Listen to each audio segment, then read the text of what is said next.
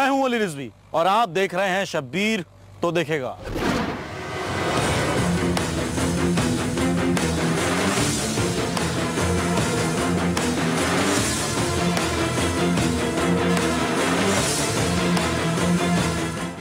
शब्बीर ने लाहौर में एक ऐसे शख्स को देखा है जो बीवी से बदगुमान था लेकिन गुस्सा बेटियों पर निकालता था।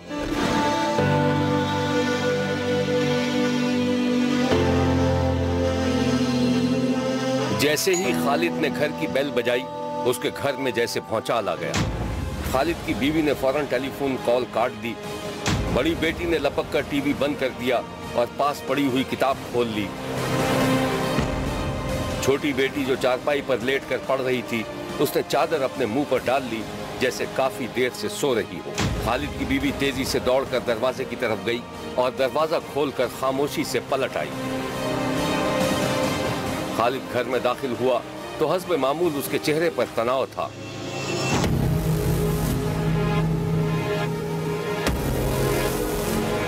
वो सीधा अपने कमरे में पहुंच गया, खामोशी से अपने जूते उतारे और फिर नंगे पांव ही सारे घर का जायजा लेने लगा।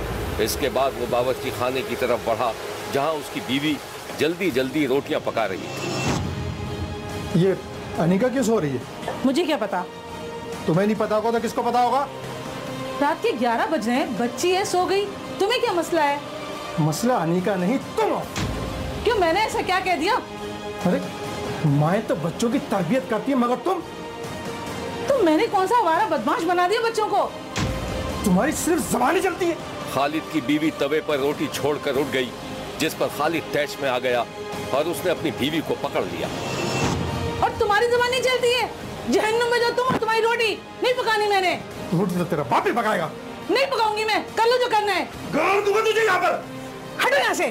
खालिद की बीवी खुद को शौहर से छुड़ाकर तेजी से अपने कमरे में चली गई और कमरा अंदर से बंद कर लिया। बीवी की इस हरकत पर शौहर तिलमिला कर रह गया। वो इंतहाई तैश के आलम में बड़ी बेटी के पास पहुंचा तो वो किताब पढ़ रही थी। कौन पढ़ रही किताब? तुझे भी अपने बाप का ख्याल नहीं है? हाँ? मैंने कहा था ना मुझे तेरे माँ के हाथ की बनी हुई रोटी नहीं खानी, तो तूने क्यों नहीं बनाई?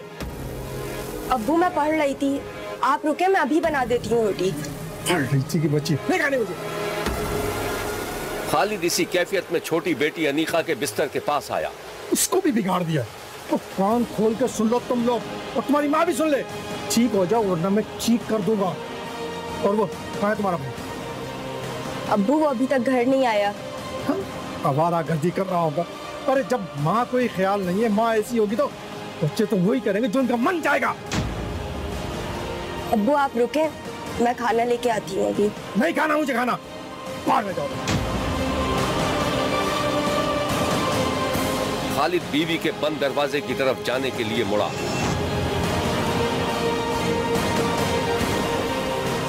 देख लूंगा तुम सबको, सुधार के रख दूंगा एक एक को।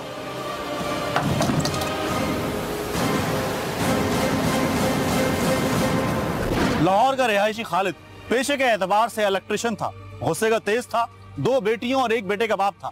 जरा जरा सी बात पर बच्चों पर हाथ उठाने से भी नहीं चूकता था। आप भी देखिए। एक दिन शब्बीर ने देखा कि खालिद की बीवी इंतहाई उदासी के आलम में अपनी बेटियों के साथ बैठी हुई थी, जबकि बड़ी बेटी छोटी बेटी अनीका को कंघी कर रही थी।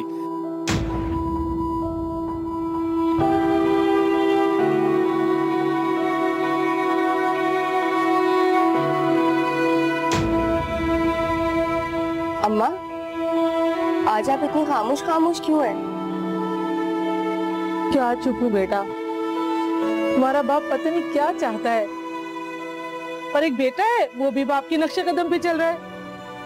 हाँ अम्मा, भाई को भी आजकल बहुत गुस्सा आने लगा है। कल मैं पानी लेके गई, गलती से गिलास गिर गया तो उन्होंने मुझे मारा। बेटा मैं तुम दोनों से एक बात कहना चाहती हूँ। जी अम्मा। अब मैं तुम्हारे बाप के साथ नहीं रह सकती। मैं उसको छोड़ के चली जाऊंगी। क्यों अम्मा? बेटा बर्दाश्त नहीं होता मुझसे। वो जानवर समझता है मुझे, जानवर। मारना, पीटना, गालियां देना, इज्जत भी नहीं करता। मुझसे बर्दाश्त नहीं होता। माँ की आंखों में आंसू आ गए और उसका गला रुंध गया। अम्मा, अब्बा ऐसे क्यों है? अब तो अब्बू से मुझे भी बहुत डर लगता है। बेटा, तुम्हारे बाप ने पूरे घर को कैद खाना बना के रख दिया है।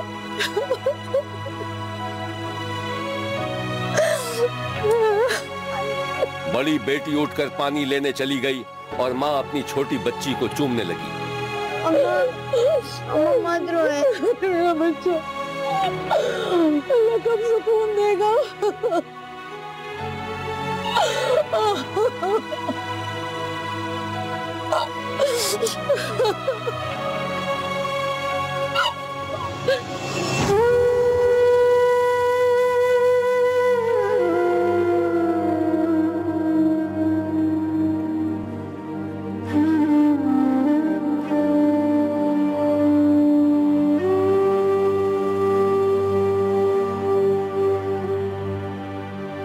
हालात इस नहज पर पहुंच गए थे कि खालिद की बीवी अपने शौहर से दिल बर्दाश्ता होकर किसी भी वक्त घर छोड़कर जा सकती थी। एक दिन शब्बीर ने देखा कि खालिद और उसकी बीवी के दरमियान शदीद झगड़ा हो रहा था और खालिद की दोनों बेटियां मां से चिपकी हुई थीं, जबकि खालिद का 20 साला बेटा एक कोने में खामोशी से बैठा सारा तमाशा देख रहा था।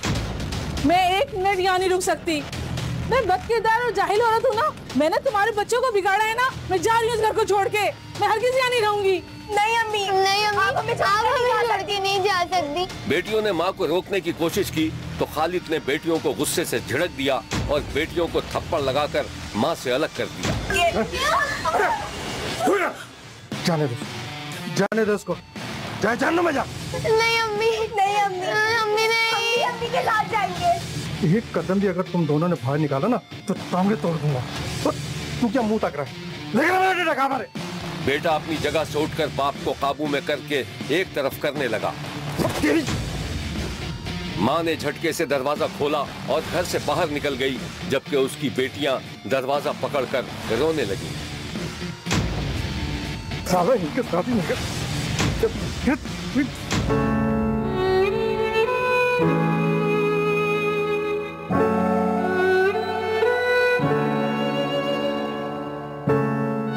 मां के जाने के बाद खालिद का घर आसेब ज़दा सा लगने लगा था।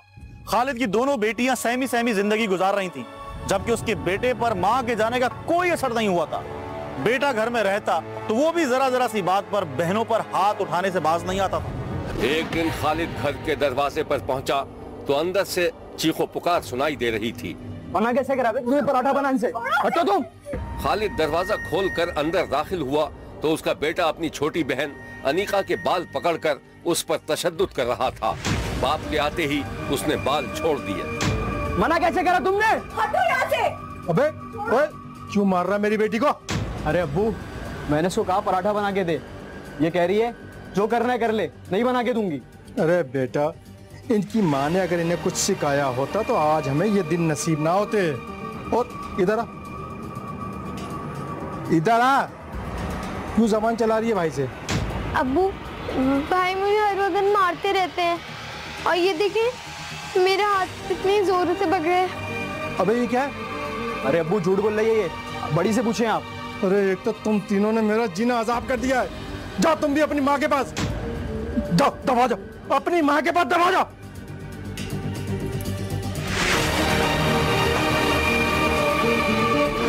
इस कहानी की मजीद तफसीलात हम आपको दिखाएंगे, लेकिन एक ब्रेक के बाद। कहीं जाइएगा मत, क्योंकि कोई देखे ना देखे, शब्बीर तो देखेगा। इस वाकये के बाद कोई भी दिन ऐसा नहीं गुजरता था जब बाप अपनी बेटियों पर हाथ न उठाता हो, और जरा जरा सी बात पर तशद्दुद करना उसका रोज का मामूल बन गया था। एक दिन शब्बीर ने देखा कि खालिद घर आया तो उसकी छोटी बेटी अनीका सो रही थी, जबकि बड़ी बेटी बावर्ची खाने में खाना पका रही थी। ये सो क्यों रही है? आपकी आवाज सुनकर बड़ी बेटी के हाथ से बर्तन छूटकर गिर पड़ा। अब्बू पता नहीं। अरे तूने क्या गिरा दिया? कुछ नहीं अब्बू, बस ग्लास गिर गया। बाप बावर्ची खाने में पहुंच गया। बड़ी बेटी सहमी हुई थी। अब्बू आप बस 5 मिनट रुके, मैं अभी रोटियां बना देती हूँ। ये तू क्यों रोटियां बनाती रहती है और वो सोती पड़ी रहती है? उसको कब सिखाएगी? चल चल उसको उठा और रोटी बनवा उसे। चल।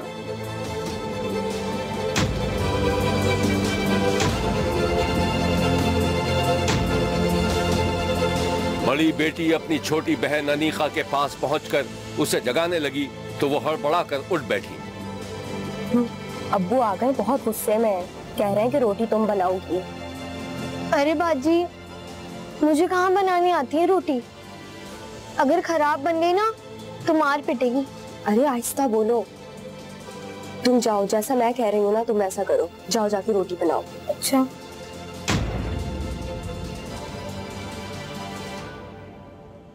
इस वाकये के बाद शब्बीर ने खालिद को थाने में अपनी बेटी के अगवा की रिपोर्ट दर्ज करवाते देखा था। शब्बीर को ख्याल आया कि शायद शौहर से नाराज बीवी अपनी बेटी को ले गई होगी, मगर यहाँ तो कहानी कुछ और निकली। एक रात शब्बीर ने देखा कि एक पुलिस वैन सड़क के किनारे से मिली एक लाश को वैन में डालकर अस्पताल ले जा रहे थे। ये किसी और की नहीं बल्कि खालिद की 12 साल बेटी अनीका की लाश थी, जिसे किसी ने कत्ल करके फेंक दिया।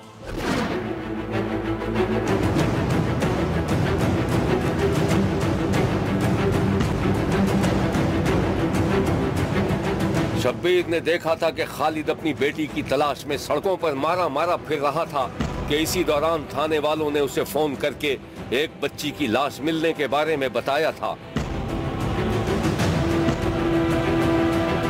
खालिद को थाने बुलाया गया था ताकि वो लाश की शनाख्त कर सके। पुलिस ने फोन पर ही खदशा जाहिर किया था कि यह खालिद की 12 साल बेटी अनीका की लाश हो सकती थी। थाने का फोन सुनते ही खालिद ने हाथ देकर रक्षा रोका और थाने पहुंच गया।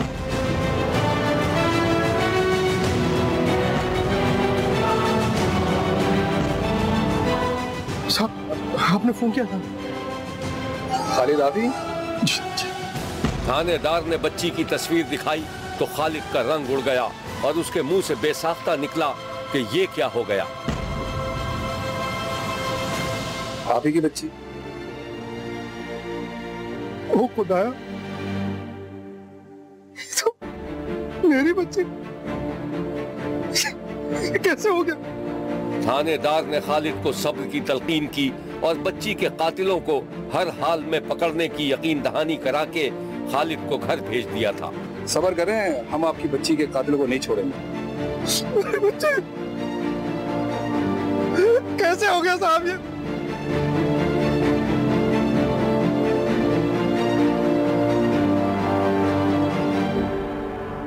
पुलिस बच्ची के अगवा और कत्ल की वजूहात जानने के लिए बेचैन थी। पुलिस को खदशा था कि 12 साल अनीका को ज्यादती के बाद कत्ल किया गया होगा, मगर पोस्टमार्टम की रिपोर्ट में ज्यादती का सुराग न मिलने पर पुलिस ने तफ्तीश का दायरा बढ़ा दिया और अब पुलिस खालिद के पड़ोसियों से तफ्तीश कर रही थी। सर मालूम नहीं बच्ची का किसने कत्ल किया। अच्छा ये बताएं कि घर का माहौल कैसा है? अक्सर चीखने चिल्लाने लड़ाई झगड़े की आवाज आया करती थी। अच्छा, लड़ाई झगड़े की आवाज आती थी, मारपीट की आवाज होती थी। ये बताएं कि कौन किसको मारता था? खालिद के अक्सर ज्यादा चीखने चिल्लाने की आवाज आया करती थी। अच्छा ये खालिद का रवैया पड़ोसियों के साथ कैसा था? अच्छा सलूक था, लेकिन अपने काम से काम रखा करता था। तो ये भी बताएं कि बच्ची की मौत के बाद उसकी माँ का क्या हाल? वो तो खालिद को छोड़कर 4-5 माह पहले चली गई थी। ओह, अच्छा। महल्ले पड़ोस से तफ्तीश के बाद पुलिस ने खालिद और उसके बेटे की सरगर्मियों को मॉनिटर करना शुरू कर दिया था, लेकिन बीवी के घर छोड़कर चले जाने वाली बात ने पुलिस के शक का रुख उसकी बीवी की तरफ भी मोड़ दिया और पुलिस सोच रही थी कि हो सकता है कि खालिद की बीवी ने शौहर से इंतकाम लेने के लिए अपने ही बेटी को कत्ल कर दिया हो। पुलिस सभी 12 साल अनीका के कत्ल की तफ्तीश कर रही थी कि उसे एक पड़ोसी ने बताया कि बेटी के कत्ल के बाद से उसका बाप खालिद इंतहाई बेचैनी के आलम में था और वो कई घंटे धूप में बैठा किसी गहरी सोच में नजर आता था। ये इत्तला मिलते ही पुलिस ने अनीका के बाप और बेटे को शामिल तफ्तीश करने का फैसला कर लिया। पुलिस ने खालिद और उसके बेटे से अलहदा तफ्तीश की तो इंतहाई हैरान कुन इंकिशाफ सामने आ गया। खालिद और उसके बेटे ने पुलिस के सामने जो इंकिशाफ किया था उसकी तमसील कुछ इस तरह थी। खालिद और उसका बेटा घर में खाना खा रहे थे। 12 साल अनीका पसीने में शराबोर इंतहाई खौफ के आलम में रोटियां पका रही थी और बड़ी बहन रोटियां पहुंचा रही थी। इसी दौरान अचानक खालिद का पारा चढ़ गया। हुआ ये था कि जब बड़ी बेटी गर्मा गर्म रोटी लेकर बाप के पास पहुंची तो बाप ने एक नजर रोटी को देखा और रोटी बड़ी बेटी के हाथ से लेकर फेंक दी।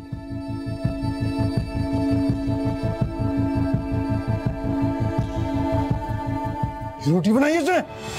हैं?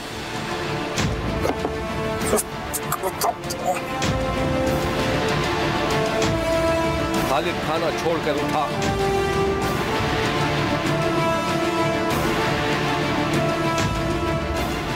और अनीका को बालों से पकड़कर बावर्ची खाने से बाहर ले आया। रोटी बनानी नहीं आती तुझे? अनीका के हाथ आटे में सने हुए थे और वो छोटी सी बच्ची हाथ जोड़ जोड़कर बाप से अपनी गलती की माफी मांग रही थी, लेकिन बाप का बस चलता तो वो अनीका की जान ही ले लेता। खालिद ने अपनी बेटी को इतना मारा कि वो बेहोश होकर गिर पड़ी।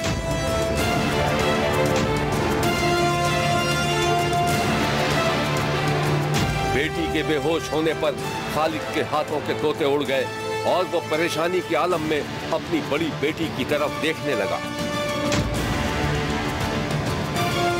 हुआ यह था कि उस रोज खालिद ने गोल रोटी ना पकाने पर अपनी बेटी को मार मारकर अधमुआ कर दिया था और बड़ी बेटी के कहने पर उसे अस्पताल ले जाने लगा, लेकिन रास्ते में ही उसे पता चला कि उसकी बेटी मारी जा चुकी थी। पकड़े जाने के खौफ से खालिद ने अपनी बेटी की मुर्दा लाश को मुर्दा खाने के बाहर डाल दिया था और बेटी के अगवा का मुकदमा दर्ज करवा दिया था। बदबख्त बाप ने अपनी मासूम सी बेटी को सिर्फ इसलिए तशद्दुद करके कत्ल कर दिया था कि वो मासूम सी बच्ची गोल रोटी पकाने में नाकाम रही थी। खालिद और उसके बेटे के इंकशाफ के बाद पुलिस ने दोनों बाप बेटों को गिरफ्तार कर लिया था।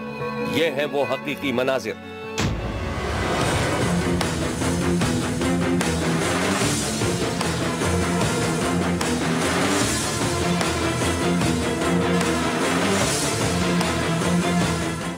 शब्बीर ने देखा कि शकीउल कल्ब बाप को बेटी के मरने का कोई अफसोस नहीं था, वो उल्टा अपने आप को दुरुस्त साबित करने की कोशिश कर रहा था। ये जो कुछ भी हुआ है ये हादसाती तौर पर हुआ है। इसका मेरे वे में गुमान में था ना कि ये हो जाना। नहीं, ऐसी क्या वजह थी? आपकी बेटी थी, आपने इस कदर क्यों मारा उसको? ये एक सच और झूठ की जंग है। ये आपको भी अगर कभी आपके घर में कोई मसला होगा ना तो आपको बड़ी अच्छी तरह समझ आएगा कि क्या है। बस वो मैंने आपको समझा दिया, बस मैंने आपको बता दिया। ये सच और झूठ की जंग है। अगर आपके घर में भी ऐसा कोई मसला होगा ना तो आपको बड़े अच्छे तरीके से समझ आएगा, आपको मुझे नहीं समझाना पड़ेगा। और औरतें जो होती है ना, औरतें, हाँ आराम से बात कर रहा हूँ, मेरी बात सुन लें। औरतें जो होती है ना, औरतें ही इंसान को, बच्चे को बली बना देती हैं, औरतें ही चोर डकैत बना देती हैं। बस मैं आपको इतना मुख्तसर। पुलिस ने इस केस से मुताल्लिक शब्बीर को जो कुछ बताया था वो ये है। और उसकी बड़ी बेटी ने अपनी छोटी बहन को कहा कि तुम जो है रोटियां पकाओ, और रोटियां जो है वो जब सख्त पकी तो उस पर वो काफ़ी ज़्यादा गुस्से में आया और उसने अपनी बेटी को टॉर्चर करना शुरू कर दिया और साथ ही उसके बेटे ने उसकी हेल्प की। यही करते करते इनको पता नहीं चला और उन्होंने इस हद तक टॉर्चर उसको किया कि उसकी डेथ हो गई। कि डेथ होने के बाद रात को 2:30 बजे तक वो उस घर में उन्होंने अपने रखा और उसके बाद उनको समझ नहीं आ रही थी कि उस बॉडी को क्या करें। उनकी बड़ी बहन ने उनको मशवरा दिया कि इसको आप ले जाएं हॉस्पिटल ताकि वहाँ पर इसका इलाज हो सके। वही वो वहाँ लेकर जा रहे थे और बीच में उनको ये पता चला कि डेथ हो चुकी है, लिहाजा वो उसको डेड हाउस के सामने छोड़कर आ गए। यह है उस मासूम प्यारी बच्ची अनीका की तस्वीर जिसे तशद्दुद करके कत्ल कर दिया गया था, और वो भी उसके अपने सगे बाप और भाई ने। शब्बीर सोचता है कि अनीका के माँ के दिल पर क्या गुजर रही होगी। उसके शौहर ने जिंदगी भर उसे तशद्दुद का निशाना बनाया और फिर उसकी मासूम सी बेटी की भी जान ले ली। शब्बीर का कहना है कि माँ बाप अपने बच्चों की तरबियत के लिए उन्हें डांटते डपटते तो हैं, जो उनका हक है, लेकिन बच्चों पर तशद्दुद करके अपनी बात मनवाने का उन्हें कोई हक नहीं। शब्बीर ने इस अलमनाक कत्ल की शदीद मजम्मत की है और बच्ची के कातिलों को इबरतनाक सजा देने का मुतालिबा किया है। शब्बीर सोचता है कि 12 साला मासूम अनीका की जिंदगी खत्म कर दी गई। उसकी रूह जरूर अपने बाप के पांव से लिपटकर पूछती होगी कि आखिर उसका कसूर क्या था। देखते रहिए, क्योंकि कोई देखे न देखे, शब्बीर तो देखेगा।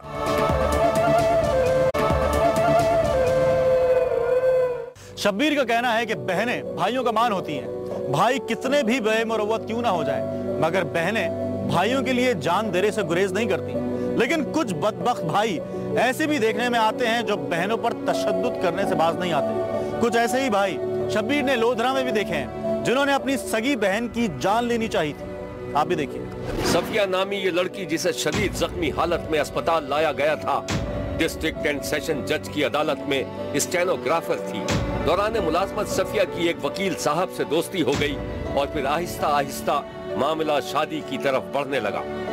सफिया के भाइयों को पता चला तो उनकी रातों की नींदें हराम हो गईं और उन्होंने सफिया पर नजर रखनी शुरू कर दी। सफिया के भाइयों ने अभी तक खुलकर सफिया पर एतराज तो नहीं किया था, लेकिन उनकी आंखों में गैरियत उतर आई थी और वो अपनी बहन को मशकूक निगाहों से देखा करते थे।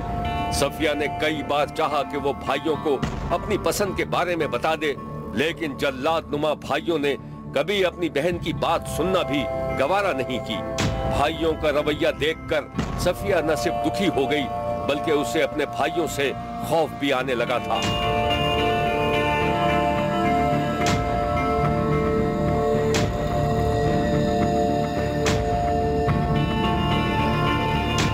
रानी अपने दफ्तर में काम करती तब भी उसे अपने भाइयों के सुते हुए चेहरे याद आने लगते।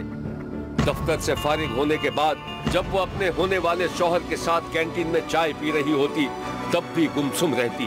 वो नहीं चाहती थी कि वो अपने होने वाले शरीके हयात के सामने अपने भाइयों की कोई बुराई करे, लेकिन सफिया की उड़ती हुई रंगत आहिस्ता आहिस्ता तमाम राज खोलती जा रही थी। भाइयों के सख्त गिर रवैये पर एक दिन मोहब्बत गालिब आ ही गई और सफिया ने खामोशी से निकाह कर लिया। निकाह का भांडा फूटा तो जैसे सफिया के घर में भौचाल आ गया। दो बड़े भाइयों ने सफिया को बालों से पकड़कर खींचा और उसे एक कमरे में ले आए। वही बहन जो कभी भाइयों पर जान छिड़कती थी अब भाइयों की नजर में जानवरों से भी बदतर थी, क्योंकि उसने अपनी पसंद की शादी कर ली थी। घूसे, लात और थप्पड़ों से भाइयों का दिल भर गया तो अब उन्होंने मुबैना तशद्दुद का एक और बदतरीन हरबा इस्तेमाल करना शुरू कर दिया। बिजली के तार का एक सिरा छीला गया और फिर उसे प्लग जोड़कर बिजली का बटन ऑन कर दिया गया था। एक भाई ने अपनी बहन को काबू में किया और दूसरा जालिम भाई बिजली का नंगा तार लेकर अपनी बहन की तरफ बढ़ने लगा। जैसे ही बिजली के नंगे तारों ने बहन के जिस्म को छुआ, कमरे में एक नाकाबिले बर्दाश्त अजियतनाक चीख बुलंद हुई। बहन का पूरा जिस्म लरस रहा था। बहन भाइयों के सामने हाथ जोड़ती रही, लेकिन वैशी भाइयों को बहन पर जरा सा भी रहम न आया और वो वक्फे वक्फे से बहन को करंट लगाते रहे। कहते हैं कि मारने वाले से बचाने वाला ज्यादा बड़ा होता है। करंट लगाने के दौरान अचानक लाइट चली गई। अचानक लाइट चले जाने पर सफिया के खूंखार भाइयों के हाथ अब उसके गले की तरफ बढ़ने लगे। बहन ने भागकर जान बचाने की कोशिश की, मगर वो जाती तो कहां जाती। अपने दिफा में उसके पास सिर्फ एक चीख थी। सफिया जोर जोर से चीख रही थी, महल्ले वालों को मदद के लिए पुकार रही थी। इसी दौरान पड़ोसी को कुछ अंदाजा हो गया कि पड़ोस में कुछ गड़बड़ थी। पड़ोसी ने फौरन रेस्क्यू वालों को फोन कर दिया। रेस्क्यू वाले सफिया की जान बचाने के लिए आए तो सफिया के जालिम भाइयों ने उन्हें भी नहीं बख्शा और मुबैना तौर पर असलहा निकाल लिया, लेकिन रेस्क्यू वाले किसी न किसी तरह से सफिया को बचाकर अस्पताल ले गए। सफिया को अस्पताल लाया गया तो वो बुरी तरह खौफजदा थी। उसके पूरे जिस्म पर तशद्दुद, बिजली का करंट लगाने के निशानात और जख्म थे। अस्पताल के बेड पर वो शदीद अजियत और दुख के आलम में थी। सफिया की जान तो बच गई थी, लेकिन वो अब भी खौफजदा थी। सफिया भाइयों का नाम ले लेकर बता रही थी कि उन्होंने पसंद की शादी करने पर उसको किस कदर तशद्दुद का निशाना बनाया था, बिजली का करंट लगाया था और उसकी जान लेने की कोशिश की थी।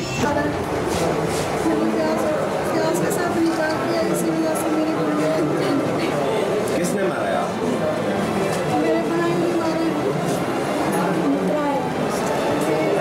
क्यों मारा, क्या वजह है?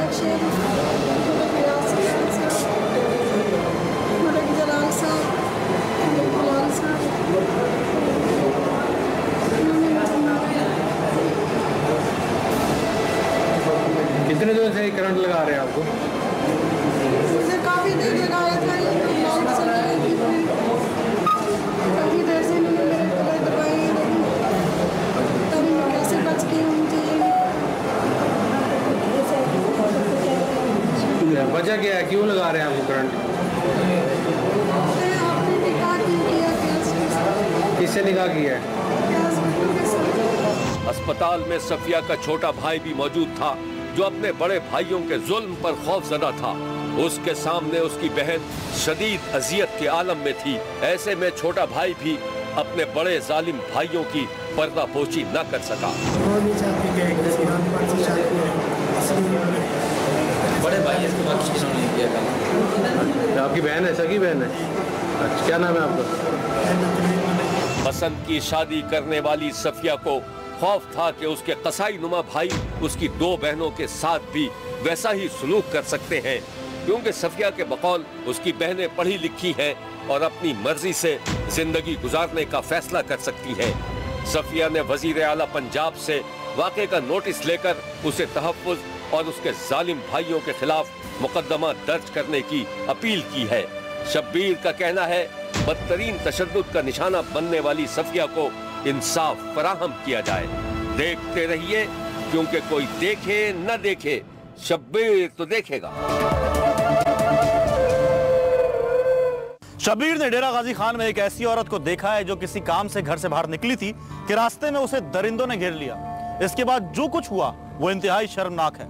डेरा गाजी खान के छोटे से गांव चाह कूड़े वाला की रिहायशी एक बच्चे की मां 23 साला शाहीन एक दिन चोटी के इलाके से अपने घर जाने के लिए रक्शे का इंतजार कर रही थी कि उसे कुछ मशकूक लोग घूरते हुए आगे बढ़ गए। ये इलाके ही के लोग थे जो शाहीन को जानते थे। इन तीनों मशकूक अफराद ने कुछ दूर जाकर एक खड़े हुए रक्शे के ड्राइवर के कान में कुछ कहा, जिस पर रक्शा ड्राइवर की आंखों में चमक पैदा हुई और वो फौरन अपनी जगह से रवाना होकर शाहीन के पास पहुंच गया।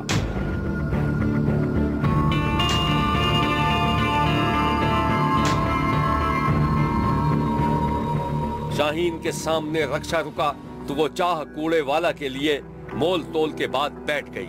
जैसे ही शाहीन रक्शे में सवार हुई, रक्षा ड्राइवर ने जरा दूर जाकर रक्शे की रफ्तार बढ़ा दी। शाहीन ने रक्षा ड्राइवर को रास्ता बताया तो ड्राइवर ने उसकी बात सुनने के बजाय रक्शे को मजीद भगाना शुरू कर दिया। अब रक्षा किसी और समझ जा रहा था। ये निस्बतन एक सुनसान इलाका था।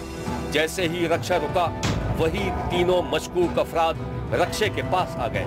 उनमें से एक ने असलाह निकालकर रक्षा ड्राइवर को भगा दिया और शाहीन को असलहे की नोक पर खामोशी से एक घर में ले गए।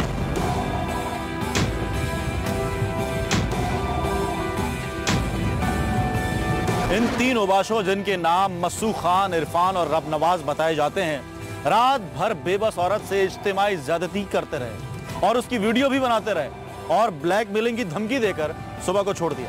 मजलूम औरत दूसरे दिन अपनी मां के साथ थाने में रिपोर्ट दर्ज करवा के लौट रही थी कि ऐसे में एक मुल्जिम ने फोन करके उसे थाना कचहरी से बाज रहने की हिदायत की।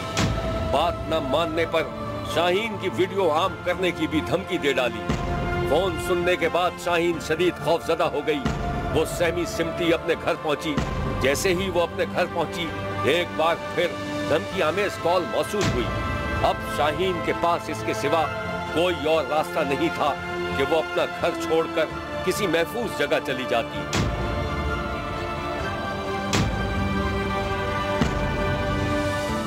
वो भी कुछ दूर ही गई थी कि वही अय्याश दरिंदे मोटरसाइकिलों पर उसके सामने आ गए और शाहीन को जबरदस्ती अगवा करने की कोशिश की। शाहीन ने शोर मचा दिया, जिस पर राहगीरों ने उसकी जान बचाई।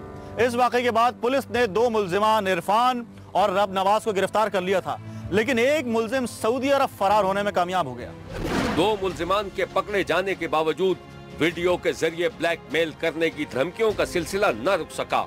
अब उठते बैठते शाहीन का फोन बजता रहता। एक शाम जब शाहीन को मुसलसल धमकी आमेज फोन आ रहे थे, उसने कॉल काट दी। शाहीन ने आंखें बंद की और कुछ देर सोचने के बाद बिल्कुल पुरसुकून हो गई।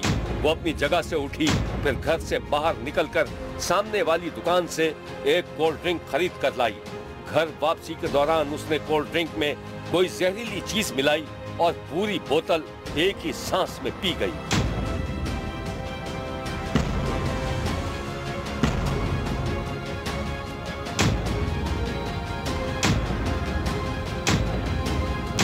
घर की दहलीज पर पहुंची तो धड़ाम से गिर पड़ी। जहर अपना काम कर चुका था।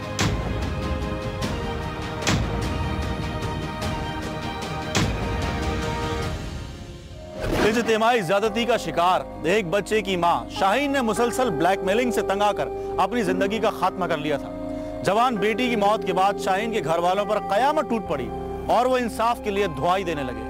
नाथ मैंने कुंबाफ कभी भी नगर संभले उते अपनी ब्यादरी इंसाफ की है, जोर की है। मैं खुद आप जहर पी के मैं भी मार वैसा मेरे को बर्दाश्त नहीं किया। उधर छोटा जिया निका बच्चा है, वो सारी रात रोंदे, सारा डी रोंदे, मैं पिटेंदियाँ रोंदियाँ, मेरे को बर्दाश्त नहीं। मेरी एक बेटी है, मैं रो रो के मैं अपनी जिंदगी तबाह कर देती। मेरी शिकल ही में थी गई तो मैं अपनी जिंदगी कुनवी का होती गया। मैं आप मारते कुसा शाम भी जन मैं कुतड़िया, मेरे बेटे को तड़िया, मैं इतना को मरे सू रस्ते को तेरे बेटे को मरे सू, तेरे बाले को मरे सू।